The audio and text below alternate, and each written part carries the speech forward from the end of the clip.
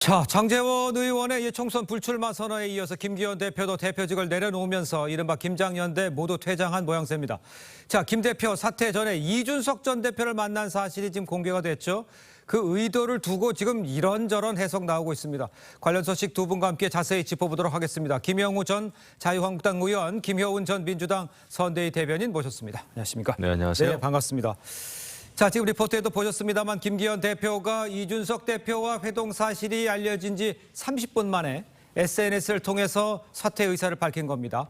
기자회견도 없었고 SNS에 그냥 사퇴 입장만을 밝혀서 한 것도 이례적입니다. 총선을 불과 4개월 앞둔 상황에 사퇴는 예견이 됐었습니다만 이 방법, 이거는 어떻게 보셨습니까? 글쎄요, 굉장히 너무나 이제 간단한 형태로 됐어요. 너무 이례적이잖아요. 예.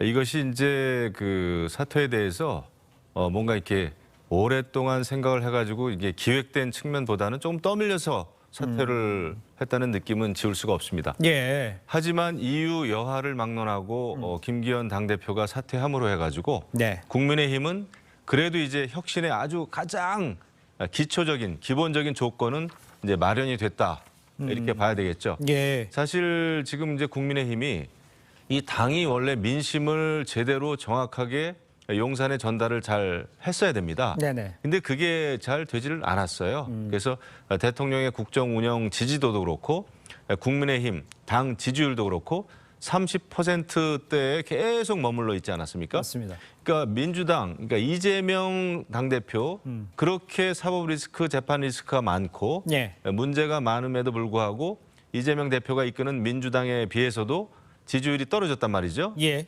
이것은 분명히 국민의힘이 문제가 있었던 거죠.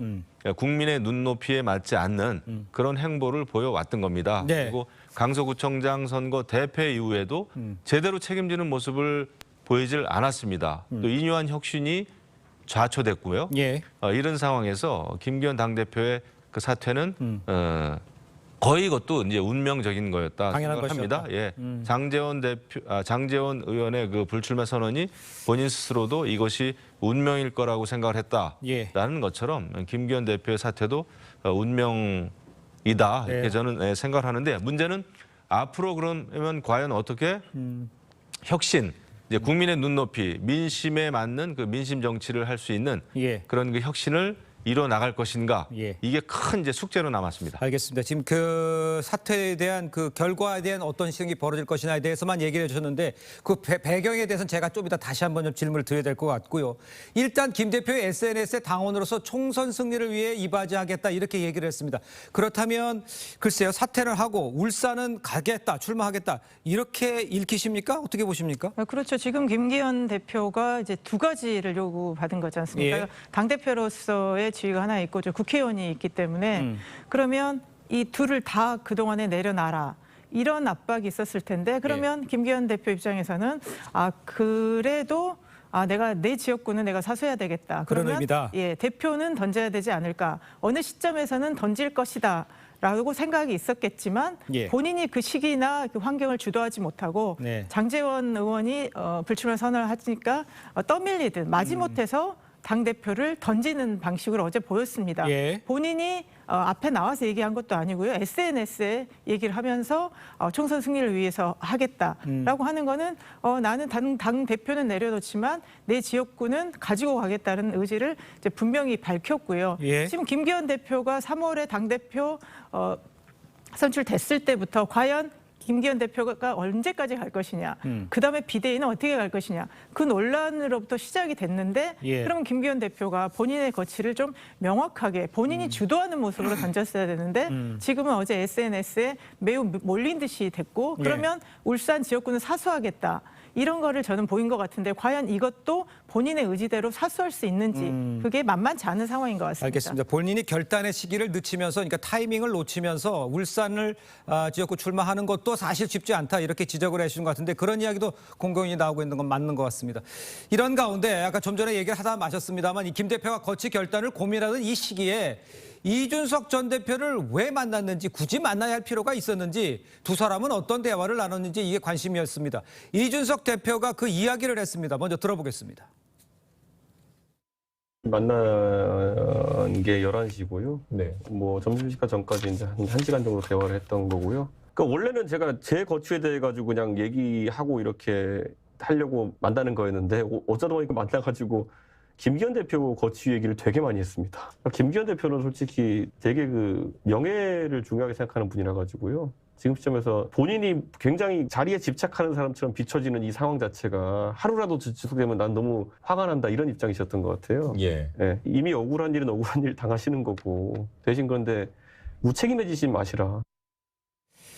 자, 김 의원님 국회에 오래 계셨고 또 정치도 많이 하셨잖아요. 근데 일반적으로는 이준석 대표를 만나서 결정을 내려? 이걸 이해하는 사람들이 몇이나 있겠습니까? 저 왜 만난 겁니까? 저 상황에서. 일반적 이해를 좀 시켜주세요.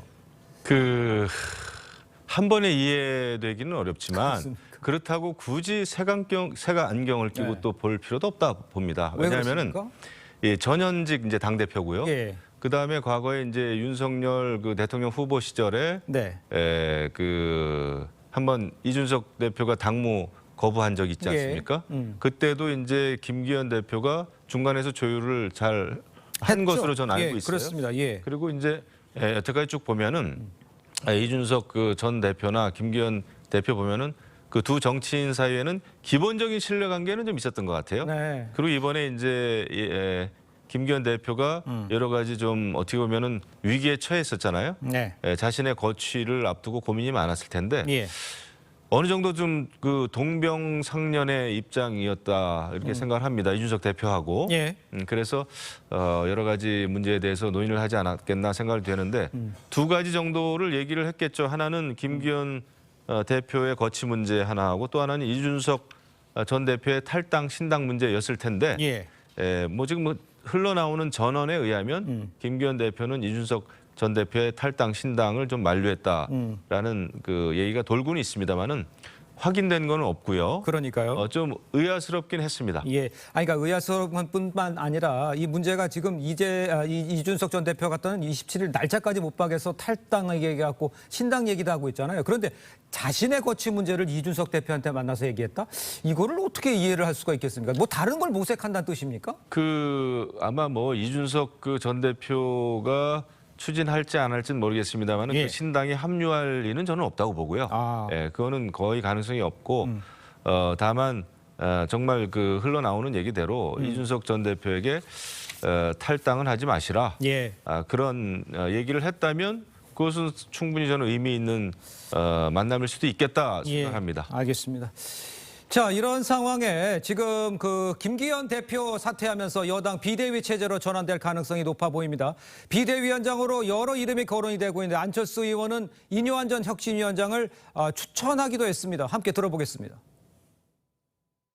만약에 비대위로 간다면 중도 확장을 할 수 있는 분들, 뭐 예를 들면 저는 인요한 위원장 같은 분도 충분히 그런 역할을 하실 수 있는 분이라고 봅니다. 공동으로 저는 하는 게 좋겠다는 그런 생각입니다. 좀 더 스펙트럼을 넓혀서 보수뿐만 아니라 중도와 이제 합리적인 진보까지도 아우를 수 있는.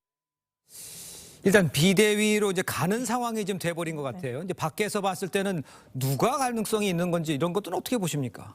그러니까 비대위원장이라는 게 비상대책위원장이지 그렇습니다. 않습니까? 예. 당이 정상적인 지도 체제가 무너진 상태에서 예. 비상으로 어떤 사람을 세워서 당을 이끌겠다는 겁니다. 예. 그러면 그만큼 중책이고 거기에 많은 역량을 가진 사람이어야 되는데 예. 통상 정당에서 비대위원장 이렇게 얘기가 나올 때마다 뭔가 국민들을 뭐 시선을 돌리는 깜짝 인사랄지 명사랄지 이런 중심으로 갑니다. 뭐 그게 이제 국민들한테 우리 당이 달라지고 있다라는 걸 보여주는 좋은 신호이기도 하지만 정당의 비대위원장이라는 거는 정당도 하나의 조직이고 예. 전국 조직을 갖고 있고 그 안에 다양한 정치 세력이 있습니다. 그렇습니다. 그래서 그 안을 조율하면서 정당 전체를 끌고 나가야 될 그런 역량이 필요합니다. 그래서 정당에 대해서도 잘 알아야 되고요. 선거 네. 경험도 있어야 되고 리더십도 있어야 됩니다. 그런 것들을 두루두루 좀 갖춰야 되는데 과연 국민의힘에 그럴 만한 사람이 얼마나 있는가. 그러면 뭐 잘 알려진 뭐 그래서 한동훈, 원희룡 뭐 이런 이름이 나오는 것 같고 아니다. 실제 윤석열 대통령과 교감하면서 안을 장악할 수 있는 리더십. 그래서 뭐 김한길, 뭐 김병준 예. 이런 이름까지도 나오는 것 같은데요. 그러니까 어떤 걸 해도 지금 국민의힘이 어떤 외연을 포장을 바꿔서 국민들의 시선을 돌리려는 이런 시도는 성공할 수 없고요. 본질적으로는 윤석열 대통령의 국정운영 리더십이 달라져야만이 예. 국민의힘도 뭔가 변화하고 있다라는 것들을 국민들에게 보여줄 수 있을 것 알겠습니다. 같습니다. 지금 변화 이야기하셨는데 지금 일단 그 윤재옥 직무대행 체제로 유지를 할지 비대위로 전환할지 여기도 이야기하겠습니다만 비대위로 갔다가 바로 선대위로 갈지 뭐 여러 가지 이야기 나오고 있어요. 의원님께서 보시기에는 어떤 게 가장 아까 말씀하시는 그 변화를 좀 보여줄 수 있는 상황이 될 수 있을까요? 현실적으로 전당대회는 거의 불가능합니다. 시간이 너무 예, 없어요. 시간이 너무 없어요. 그렇다고 원내대표가 내년 총선까지 쭉 끌고 가는 예. 그 직무 대행 체제로 가기는 어렵습니다. 원내대표가 해야 될 일이 지금 너무나 산적해 있어요. 그러니까요. 그것 때문에 총선 전체를 아우르기에는 좀 어렵다. 예. 그럼 이제 결국은 비대위인데 네네. 결국은 그 중도 확장의 방점이 찍혀야 될 겁니다. 중도 내년 확장이. 총선 승리를 하기 위해서 특히 수도권에서 우리가 의석수를 만회해가지고 다수당이 되기 위해서는 중도 확장인데 예. 거기에 걸맞는 인사가 되는 게 맞고요. 예. 그다음에 이것이 이제 너무 용산하고 그 관계 설정에 있어서 그거를 이제 잘해야 되겠죠. 예. 이게 이제 비대위니만큼 정말 그 내년 총선을 이끄는 데 있어서 수도권 중도층 또 청년에게 네네. 그 호소력이 있으려면 거기에 걸맞는 다만 어느 정도 그 당내 상황에 대해서 예. 좀 경험이 있는 그런 사람이 해야 되지 않겠나 생각이 됩니다. 이게 잘못 비대위원장이 선임돼 버리면 예. 비대위원장 때문에 당이 또 비상 걸릴 가능성이 있어요. 그러니까요. 그래서 굉장히 그 중요한 시기다. 예. 큰 숙제가 남았습니다. 누가 이름이 올라가는지 이런 데서 좀 얘기가 나오는 게 있습니까? 지금 이제 이용환 위원장이 같이 뭐 이뉴한 위원장 얘기도 나오고 뭐 원희룡, 한동훈, 뭐 김한길, 예. 김병준, 뭐 윤희숙 의원까지도 예. 이렇게 많이 나오는데 정말 심사숙고해야 될 이런 알겠습니다. 절체절명의 상황이죠. 알겠습니다. 자, 민주당도 상황을 짚어봐야 할 것 같아요. 아주 급박하게 돌아가고 있죠. 여당발 혁신 파동이 야당으로도 지금 번지는 모양새인데 초선 의원 2명이 후진적 정치 구조를 지적하면서 불출마를 선언했습니다. 이 같은 쇄신 요구에 당 지도부는 일단 침묵하는 분위기입니다. 장세 기자의 리포트 보시고 민주당 상황도 짚어보겠습니다. 민주당 초선 홍성국 의원과 이탄희 의원이 불출마를 선언했습니다. 후진적인 정치 구조가 가진 한계로 인해 성과를 내지 못했습니다. 제가 가진 것도 또 앞으로 가질 가능성이 있는 것도 다 내려놓겠습니다. 선거법만은 지켜주십시오. 현재까지 민주당에선 현역 의원 6명이 불출마를 선언했는데 4명이 초선입니다. 친명계의 정치적 야욕에 실망했다며 당원 2천여 명이 무더기 탈당하기도 했습니다. 민생을 외면하고 최악의 정치를 보여주고 있는 이재명 대표와 썩은 부패 정치를 단죄하고자 합니다. 그러자 당내에선 친명 지도부와 중진들의 희생을 요구하는 목소리가 커지고 있습니다.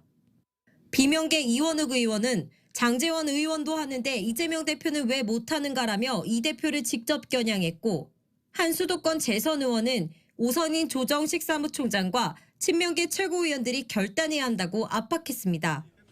하지만 당 지도부와 친명계는 침묵하고 있습니다. 다선 의원 불출마를 권유하실 생각은 없으신가요? 혹시 험지 출마나 이런 결단하실 생각은 없으신가요? TV조선 장세입니다.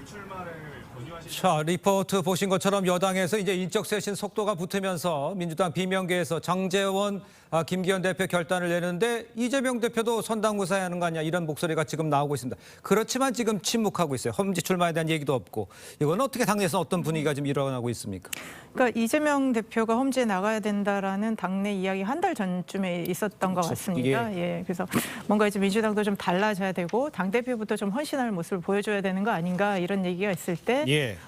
이재명 당 대표는 직접 얘기는 안 했지만 이제 사무총장이 입을 빌어서 그거는 고려하고 있지 않다라고 얘기를 했고 네. 지금 이제 민주당은 야당이기 때문에 어쨌든 여당의 윤석열 정부의 폭주에 맞서기 위해서는 당대표를 중심으로 해서 강한 리더십을 형성을 해서 내년에 총선을 반드시 이겨야 된다.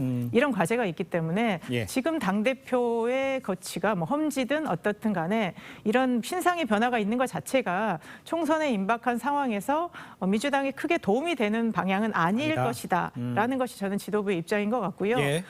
그런 어떤 보여주기식 인적 쇄신보다는 그러면 민주당이 앞으로 그러면 여당을 어떻게 잘 견제할 것인지 민생을 위한 정책을 구체적으로 어떻게 해 나갈 것인지 이런 것들을 밝히면서 국민들한테 다가가는 것이 훨씬 국민들을 더 이렇게 표를 얻을 수 있는 그런 방안이 아닌가 싶습니다. 일단 험지 출마 이런 쪽은 생각하고 있지 않다 이렇게 예상을 하시는 것 같습니다. 그런데 일단 민주당 같은 경우에는 우상호, 박병석 의원 불출마 선언해서요.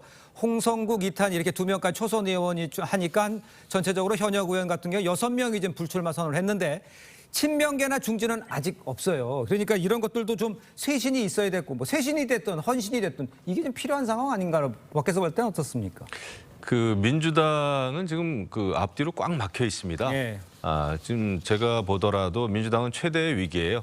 이낙연 전 대표가 신당 창당을 뭐 거의 선언을 했죠. 예. 이런 상황에서 오히려 초선 의원들, 뭐 이탄희 의원, 예. 홍성국 의원, 누가 봐도 그래도 좀 합리적이라고 할 수 있는 의원들이 오히려 초선 의원들이 불출마 선언을 하고 있는데 대부분의 그 의원들, 친명계 의원들은 이제 이재명 당대표에 대한 충성 심에만 불타 있단 말이죠. 개혁이나 쇄신이나 혁신하고는 너무나 거리가 먼 행보를 보이고 있어요. 예. 이렇게 되면은 결국은 내년 총선은 국민의힘과 민주당의 이제 혁신 대결이 될 텐데 민주당으로서는 지금 당내 분열과 함께 또 대부분의 또 현역 의원들은 이재명 당대표에게만 충성하는 이런 상황을 보이고 있기 때문에 혁신하고는 굉장히 거리가 멀다. 그래서 민주당으로서는 굉장히 고민스럽겠다 생각을 합니다. 네, 알겠습니다. 일단 이탄희 의원 아까 좀 전에도 얘기를 했습니다만 그 연동형제를 유지해달라. 자기가 이제 출마 안 한다 이렇게 얘기했지 않습니까? 그런데 지금 당당 지도부는 그냥 갈 것 같아요. 병립형으로 원하는 것 같아요. 이 상황에서 갈 수는 없는 상황입니까? 지금 이 상황을 어떻게 이해해야 됩니까? 지금 이제 선거법 논의가 이제 계속 당내에서는 이제 의원총회를 중심으로 논의가 되고 있는데, 그러니까 지금 이제 병립형에 대해서 민주당이 다시 입장을 조금씩 밝혔고 이것으로 갈 수 있다라는 가능성을 약간씩 열어놓은 상태입니다. 열어놓은 상태에서 이제 거기에다가 이제 보완하는 방식으로 이제 권역별 비례대표제가 나오고 있고요. 근데 이제 선거제라는 게 이게 또 양당의 이익이 맞아 떨어지면 국민들의 반대에도 불구하고 그냥 가는 경향이 좀 있습니다. 네. 지금 이제 병립형 회기 문제가나 이런 것들이 뭐 국민의힘하고 어느 정도 합의가 또 이뤄질 수 있는 지금 사안이라고 지금 가고 있다면 또 아마 양당이 서로 합의를 해서 그런 식으로 갈 거라고 할 때는 민주당 자체가 당론을 바꾼 거에 대한 이런 반발 이런 것도 있겠지만 이게 또 여의도의 합의라고 또 이렇게 넘어갔을 때는 또 국민들한테 그 나름의 또 논리를 좀 얘기할 것 같고요. 병립형이지만 권역별 비례대표제와 더불어서 이런 것들을 충분히 뭐 민의를 반영할 수 있다. 이런 논리를 좀 만들어서 그쪽으로 갈 수 있지 않을까 싶습니다. 지금 논의가 이루어지고 있는 상황은 아닙니까? 제대로 이루어지고 있지는 않죠. 지금 뭐 양쪽 정당이 지금 정신이 없어요. 근데 이재명 당대표 입장에서는 병립형으로 회귀하면서 그러니까 어떠한 상황이 와도 자신을 지켜줄 자신을 지켜줄 그런 그 의석을 이제 확보해야 되거든요. 국회의원을 확보해야 되기 때문에 병립형 쪽으로 생각을 많이 할 겁니다. 그다음에 이제 차기 대권 주자로서 본인을 지지해줄 많은 그 현역 의원들이 필요하거든요. 그러니까 이제 병립형 얘기를 이제 많이 하는 거죠. 네, 그럴 수밖에 그쪽으로 갈 수밖에 없는 상황이다. 본인 입장에서는 그런 생각을 가장 많이 하겠죠. 알겠습니다.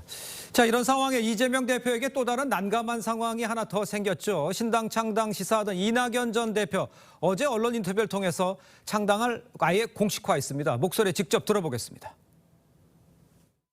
첫 발표라든가 이것은 새해 초에 새 희망과 함께 말씀드리겠다 이런 생각입니다. 욕심대로라면 제1당 돼야죠. 그래서 지금 혼란에 빠진 대한민국의 대안이 될 수 있다는 것이 최상이라고 생각합니다. 자, 신당 창당은 어려울 거란 얘기도 사실 많이 나와 있었고요. 이낙연 전 대표 새해 초라고 시기를 못 박았습니다. 일부에서 창당 준비가 이미 진행이 됐다 이런 이야기도 있어요. 호남 지역 관련적으로는 이 호남 지지가 이제 관건이 되겠죠.